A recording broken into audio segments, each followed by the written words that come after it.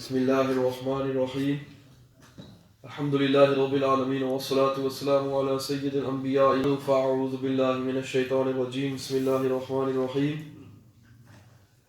إن الصلاة تنهى عن الفحشاء والمنكر صدق الله مولانا العظيم إن الله وملائكته يصلون على النبي يا أيها الذين آمنوا صلوا عليه وسلموا تسليما الصلاة والسلام عليك يا سيدي يا رسول الله وعلى آلك وأصحابك يا سيدي يا حبيب الله. All praise, honor, glory belongs to Allah Ta'ala. Endless peace, blessings upon our master, our liege Lord Sayyidina Rasulullah Sallallahu Alaihi Wasallam, upon his companions, his wives, his esteemed household. Allah Ta'ala raise ranks of all the awliya, all the shuhada, all the righteous ulama of Ahl Sunnati wal Jama'ah. Allah Azza wa Jal give us tawfiq to learn what is obligatory upon us and to act upon it with sincerity. The deen is very simple. The deen is based on very simple principles. Amongst the greatest of obligations, as mentioned in recent weeks, and we shall mention again today, is the Salah, about which Allah Ta'ala mentions in His holy book. He says, إِنَّ الصَّلَاةَ تَنْهَى عَنِ الْفَحْشَاءِ وَالْمُنْكَرِ, that indeed the Salah, it forbids a person from indecency and from evil. So when a person is a namazi, when a person is praying his Salah, when he is obeying the command of Allah Azza wa Jal 5 times daily, Allah Ta'ala gives him tawfiq. Allah Ta'ala protects him from haram, from bad things, from evil things, from indecency. So the first obligation as well, which we will be questioned about on Judgment Day, will also be the namaz. So the namaz is very important for every Muslim. It is the pillar of our deen. And the one who establishes his salah, he establishes his deen. And the one who destroys his salah, he destroys his deen.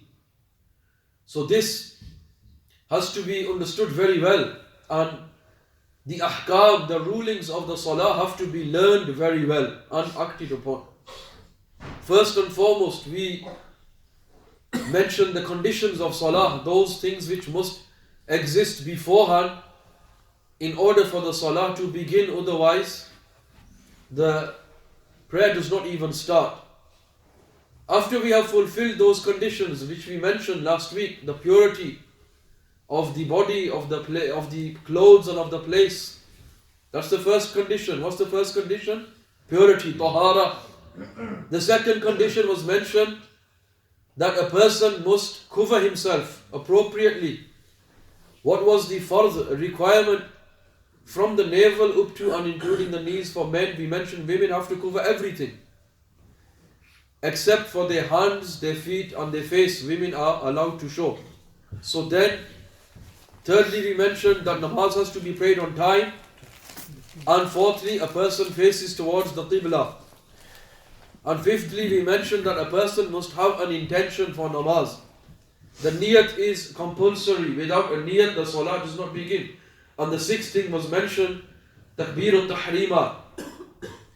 After this, moving on to the obligations within salah. Certain things are fard within namaz. If these things are neglected, the salah becomes invalid, and repeating such a salah is also fard. What is the first fard of namaz? The first fard is takbir tahrima. The takbir means to proclaim greatness. Kabbara yukabbiru takbiran fahuwa mukabbirun. In Arabic grammar, the gardan, which is proclaiming greatness. So we proclaim the greatness of Allah Ta'ala in the takbir. And tahrima, why is it tahrima? Because it makes things haram for you now. Things which were allowed for you have now become disallowed. Now they are impermissible. You are not allowed to speak. You are not allowed to eat or drink. You are not allowed to walk, talk, and so on. So now you have entered the state of the salah. So the first obligation is to do takbir tahrima. And the takbir tahrima is to say Allahu Akbar. this is wajib to use these words. We will go into wajibat later as well. But first we are concentrating on fard. The fard requirement is fulfilled with any such words which proclaim the greatness of Allah. If a person said Ar-Rahmanu Akbar, or for example a person said Allahu Ajal, then these words fulfill the obligation of proclaiming the greatness of Allah. But the wajib will not be fulfilled. The wajib requirement is that a person uses the words of Allahu Akbar specifically. This is wajib. If the brothers on the back who have just arrived, if you can come to the front inshallah and join the gathering. Jazakallahu khairah. So these obligations need to be understood. The takbir tahrima, without which the salah does not even begin. A person must recite this as loud as he can hear himself, not to make the voice reach others. Many people also do this as well. This is contrary to the sunnah. You say Allahu Akbar loud enough to hear your own self.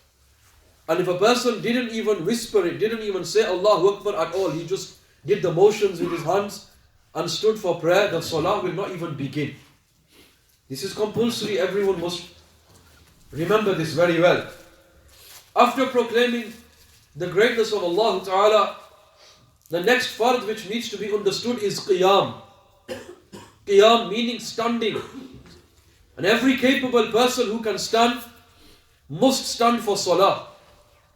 And a person who is capable of walking around and standing and is fit, then he must perform qiyam. Praying salah on a chair is not permissible.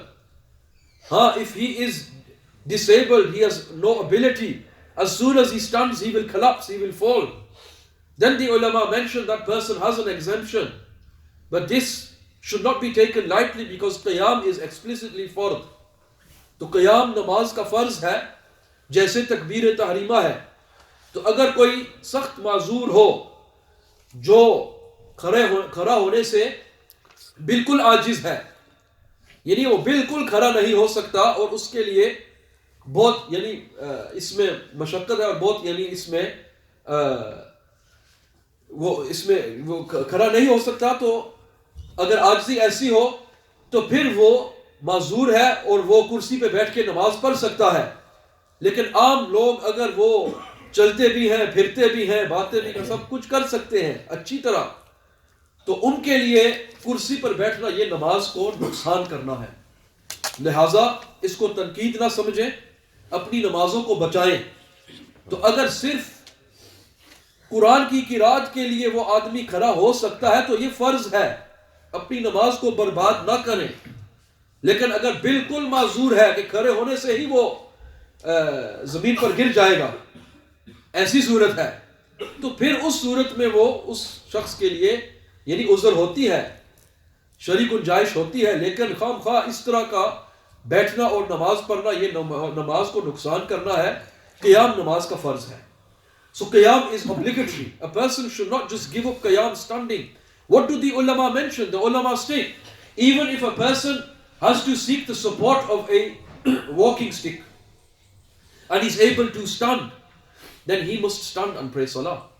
If he is able to stand by leaning against a wall, this is mentioned in the books, then he has to stand leaning against a wall. यानी अगर वो खुद खड़ा नहीं हो सकता तो अगर दीवार के साथ टेक लगाकर वो खड़ा हो सकता है तो उसके लिए फर्ज होता है. या किसी आदमी के साथ यानी कोई उसकी मददगार हो और उसको खड़ा करे तो वो भी फर्ज होगा. या अपने यानी असा के साथ टेक लगाना तो ये भी फिर फर्ज हो जाता है. क़ियाम इतना यानी ज़रूरी है, नमाज का फर्ज है, रुकन अजीम है, इसको यानी इस तरह ज़ाया नहीं करना. So the salah will be destroyed if qiyam is neglected. Qiyam is farz for which prayers. It is farz for every farz namaz, for every wajib namaz like witr, Eid namaz, and also for the two sunnahs of fajr. Other than these, the farz, the wajib and the two sunnahs of fajr, for all the other salah, a person is allowed to pray sitting. And if a person prays these other prayers sitting, then he gains half of the reward.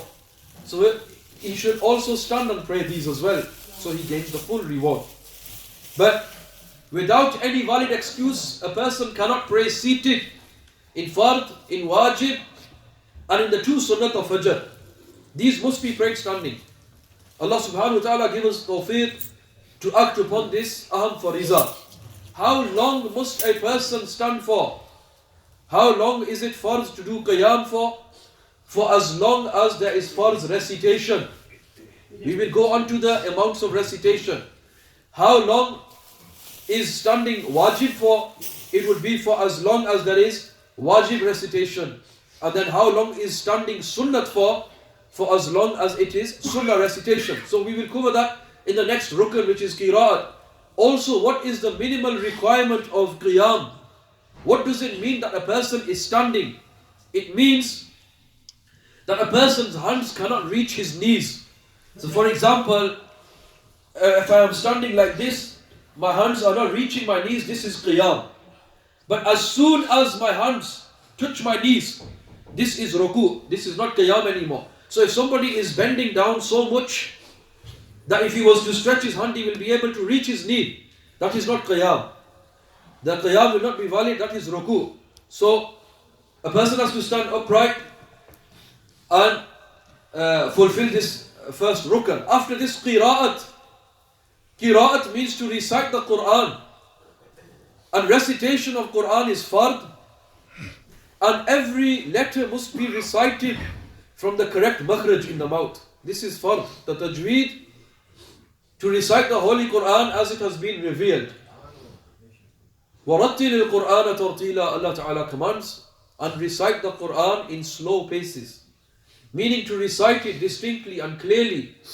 This is one of the most neglected obligations in the ummah today. That many people are seen neglecting this. And tajweed needs to be revived. People need to learn how to recite the Quran Azim correctly. To obtain a qaida, a simple qaida. People say, मुझे नमाज आती है, मैं पढ़ सकता हूँ, ठीक है, मुझे आती है, लेकिन नहीं. ऐसा नहीं. Because if a person says to you and called your name wrongly, if a person calls somebody a wrong name, he will take offense. What about reciting the name of Allah Azza wa Jal incorrectly? So these things need to be taken heed of. Qira'at. How much qira'at is farz? At least one ayat of Quran is farz. One ayat of the Holy Quran is minimum farz requirement. And in which rakats? In every rakat of every namaz. In which rakats? Every rakat of every namaz except the last two rakats of farz namaz. Except the last two rakats of farz namaz. Quran recitation is not farz, and Quran recitation is not even wajib in these two rakats. जो आखिरी दो रखते फर्जों की होती हैं, उनमें कुरान की तिलावत ना फर्ज है ना वाजिब है. उनमें सिर्फ सुन्नत है कि सूरह फातिहा पढ़ी जाए. किन रकातों में? आखिरी जो तीसरी और चौथी रकत है फर्जों की, उन फर्जों की रकतों में, तीसरी में और चौथी में सूरह फातिहा की तिलावत करना सिर्फ सुन्नत है. और उनमें ना किरात फर्ज है ना वाजिब है. लेकिन फर्ज किन रकतों में है? पहली दो रकतों में फर्जों में, और बाकिया नमाजें जितनी भी हैं तमाम रकतों में किरात फर्ज, in every rakat. And one verse at least is the fard requirement. Again, just like takbir tahrima, the recitation should be loud enough to hear yourself. If a person is just miming, moving his lips without any sound whatsoever, then this is not qira'at. And just like it's not takbir, just miming with the mouth, there has to be some whispering. The sound has to be loud enough for you to hear yourself, and that will fulfill the obligation of qira'at. What else do we need to understand? This qira'at is fard on two kinds of people, the imam and the munfarid. Imam has to recite, and the munfarid who is praying salah on his own. What about muqtadi? Muqtadi must not recite Quran behind the imam, because qira'atul imam, qira'atul lahum, the recitation of the imam is recitation for them. Nabi alayhi salatu wasalam mentioned this to us, that when the Imam recites the Quran, it is enough for the Muqtadi. So according to us, the Ahnaf, the Hanafi, when we pray in namaz behind an Imam, we never recite the Holy Quran. Okay? The Quran of the Imam is enough for the followers. The next fard we need to understand is to do ruku'. And ruku' is also a fard in namaz. What's the minimum level of ruku'? As soon as a person's hands reaches knees, when he kneels slightly, he bows slightly, then his hands reach his knees. The ruku' will be valid. But the correct sunnah way is to make sure that your back is straight. So that when you are bending for ruku', your head is level, your back is level, your head is neither up nor down. This is a sunnah. But we are speaking of the fard requirement. And the fard requirement is to bow as much as so that the hands reach the knees. That's the minimal requirement which is mentioned. After the ruku', what is the next fard? The next fard is to perform sujood. And one ruku' is fard in every rakat, and also two sujood are fard in every rakat. Two sajdas must be performed. What is required in the sajda? The forehead must be placed firmly upon the ground, and the surface must be hard. If a person is praying on soft carpet or on grass or somewhere soft surface, then a person must firmly press the ground with his forehead, so firmly so that it cannot be pressed anymore. Lightly touching the ground with the forehead does not count as sajda. The head must be firmly fixed upon the ground, and at least one toe of either foot, at least one toe from all 10 should be on the ground, flatly on the ground towards Qibla. The scholars mention this. There is some ikhtilaf, but this is the ahwad, the most precautious position, to make sure the feet are on the ground as well. Next, after this, after the sujood, we understand also placing the nose, that is a wajib. The nose being on the ground as well as the forehead. Sometimes what people might do, they might go on the ground and only place their nose on the ground. This is not sajda. Or they might go on the ground and the nose is lifted. People are performing sajda, their head is on the ground, but the nose is raised. Yeah? This is also causes damage to the salah and must be repeated. So carefulness has to be taken in this regard. After the two sujood, the next fard is qada akhira, the final sitting of namaz. The final sitting.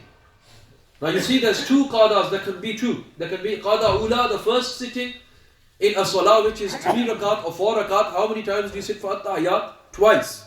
So that first sitting, no, we're not talking about that. We're talking about the final sitting.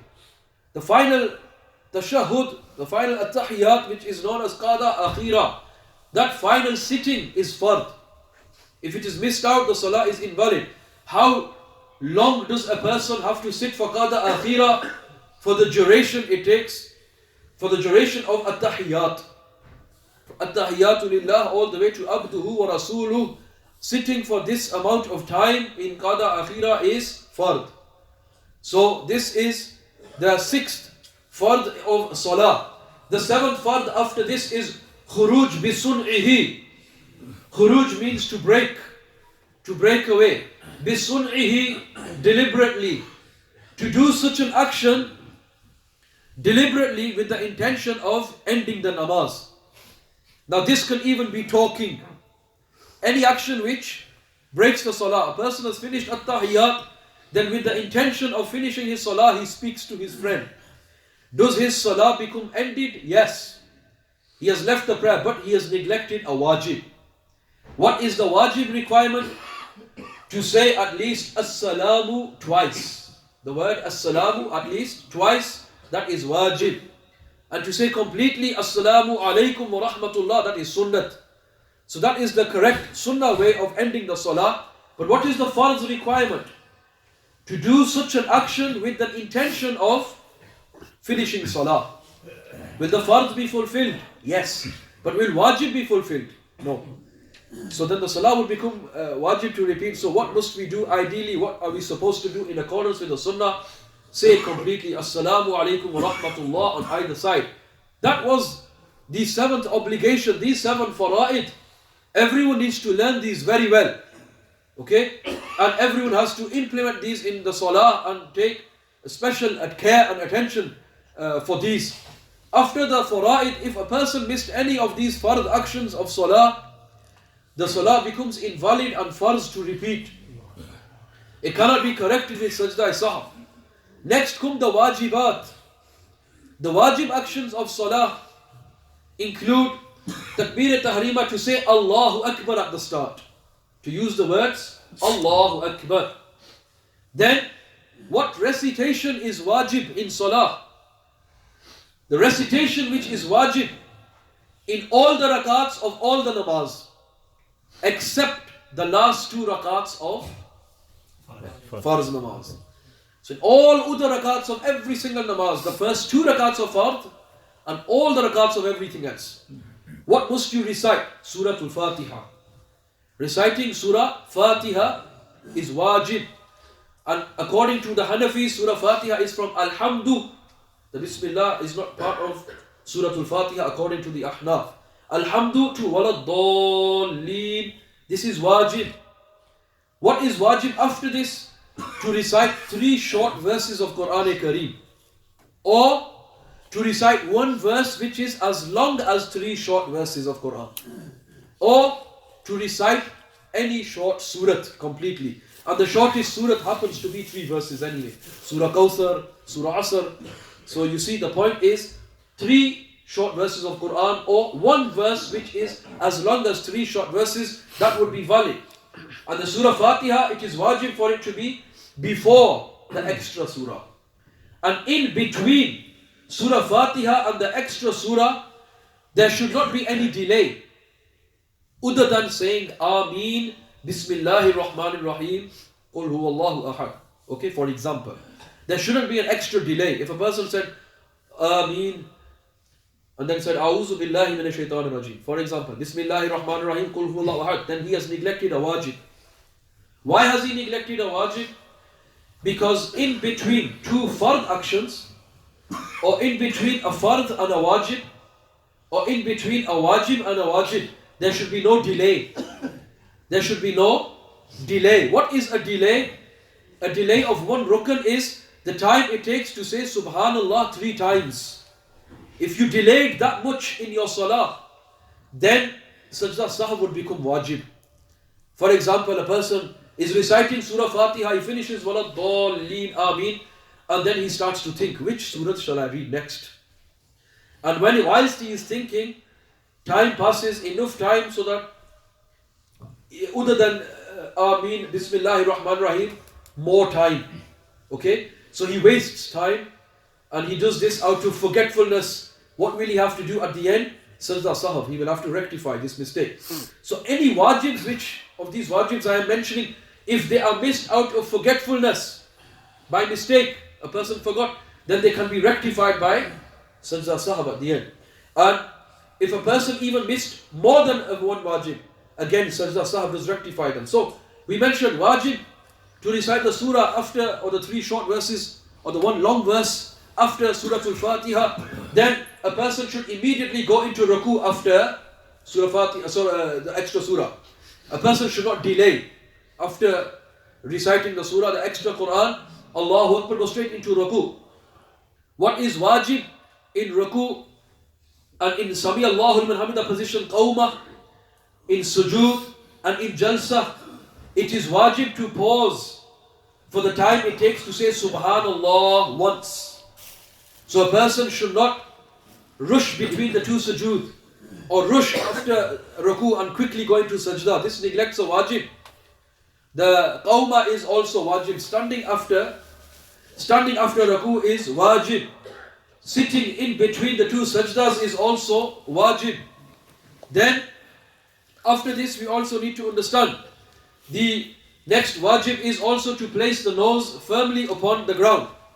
Whilst in sajda, to place the nose firmly on the ground along with the forehead, this is also a wajib. After this, also understand that it is wajib to recite the full at-tahiyyat in both sittings. In the first sitting, at-tahiyyat up to abduhu wa rasuluh is wajib. And also in the final sitting to recite At-Tahiyyat up to Abduhu wa Rasuluhu, reciting it is wajib.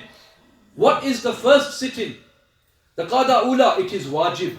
It is not farz. So which sitting is only farz? The final sitting. Sitting for the final At-Tahiyyat, what is that? Farz. वो farz है. आखिरी बैठना जो है At-Tahiyyat का, वो आखिरी बैठना farz है. At-Tahiyyat उसमें पढ़ना क्या है? वाजिब. और पहला बैठना और पहला पढ़ना भी At-Tahiyyat का, ये दोनों वाजिब हैं. So sitting for the first At-Tahiyyat is wajib. Reciting for At-Tahiyyat, wajib. Second At-Tahiyyat, the last one, to sit for that At-Tahiyyat is farz. And to recite that At-Tahiyyat completely is wajib. Also understand it is wajib in the first sitting of farz, of wajib and sunnat muakkada namaz. Which namaz? Farz namaz, wajib namaz, sunnat muakkada namaz. When you recite At-Tahiyyat in the first sitting, then to immediately stand up, Allahu Akbar for the third rakat. If it is a 3 rakat or 4 rakat namaz, to immediately stand up for the third. If a person recited Durood Sharif by forgetfulness, he said this much, Allahumma salli ala Muhammad, Allahumma salli ala Sayyidina. Then he remembered, oh, I have to stand for the third. Then Sajda Sahab becomes wajib upon him. Okay? So Sajda Sahab also becomes wajib upon that. The takbir on Du'a Qunut is wajib. The 6 extra takbirs in Eid namaz are also wajib. It is wajib for the imam to recite quietly in Zuhr and Asr, and wajib for him to recite Quran loudly in Fajr, Maghrib, Isha, in Jumu'ah, in Eidain, and so on.